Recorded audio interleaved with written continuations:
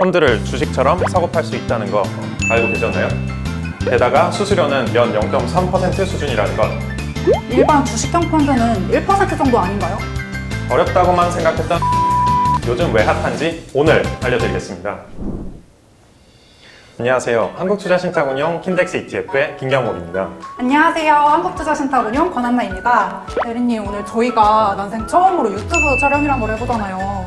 소감이 어떠신가요? 투자자분들께 투자 꿀팁을 알려드릴 생각에 벌써부터 설렙니다. 저도 정말 기대가 많이 됩니다. 오늘 저희가 이야기해볼 주제는 바로 ETF인데요. 그럼 시작해볼까요? 요즘 주식 투자자들이 급증하면서 ETF에 대한 관심도 뜨거워지고 있는데요. ETF가 무엇인지 좀 간단하게 설명 좀 해주세요. 네, 먼저 ETF의 개념부터 말씀드릴게요. ETF는 Exchange Traded Fund의 약자로, 그러니까 우리가 흔히 알고 있는 펀드들이 있잖아요. 이거를 거래할 수 있게 거래소에 상장시킨 상품입니다. 펀드를 주식처럼 거래할 수 있게 만들었다는 말씀이시죠. 그런데 ETF들을 보면은 이름들이 서로 비슷비슷해서 헷갈려 하시는 분들이 많을 것 같은데 그 부분도 좀 설명해 주세요. 네, 그래서 제가 준비를 했습니다. ETF의 이름엔 규칙이 있는데 ETF의 이름만 봐도 어느 운용사에서 출시를 했고 어느 대상에 투자하는지를 한눈에 알아볼 수 있습니다. 제가 가져온 킨덱스 미국 S&P 500 ETF를 보실게요. 이 킨덱스의 경우 저희 한국투자신탁운용에서 출시한 ETF의 브랜드명입니다. 미국 S&P 500의 경우 미국의 S&P 500 지수에 투자하는 상품이란 뜻입니다. 그리고 참고로 합성이나 H가 붙은 종목명도 있는데 이 경우 저희가 다음 컨텐츠에서 다룰 예정이니 꼭 참고해주세요. 그런데요, 대리님. 제가 궁금한 게 있는데 다른 펀드들도 되게 많은데 왜 굳이 ETF로 투자해야 하는지, ETF만의 장점이 따로 있는 건지 궁금해요. 네, ETF는 굉장히 많은 장점이 있지만 오늘 제가 딱 3가지로 압축해서 알려드리도록 할게요. 첫 번째로 ETF는 투명하게 운용된다는 점입니다. ETF는 매일매일 자산 구성 내역을 공시할 의무를 가지는데요. 각 ETF 홈페이지에 들어가 보시면 해당 ETF의 전체 자산 구성 내역을 일자별로 조회하실 수 있습니다.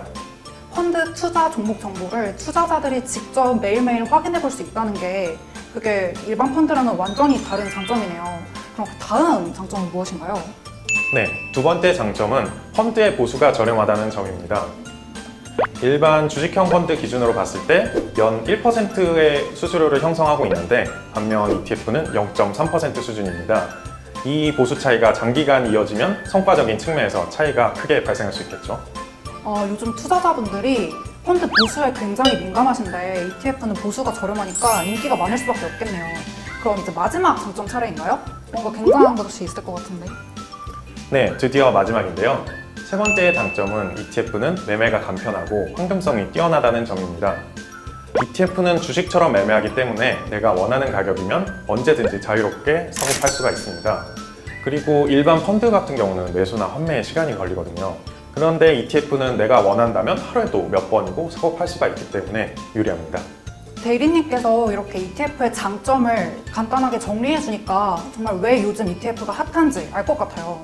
그러면 이제 ETF를 처음 시작하려면 어떻게 해야 할까요? 실제로 문의가 많이 들어오는 내용들인데요. 한국투자신탁운용으로 찾아와야 되는지, 작성해야 할 서류들이 많은지 많이 문의들 주시거든요. 아니에요. ETF 거래는 그렇게 복잡하지가 않습니다.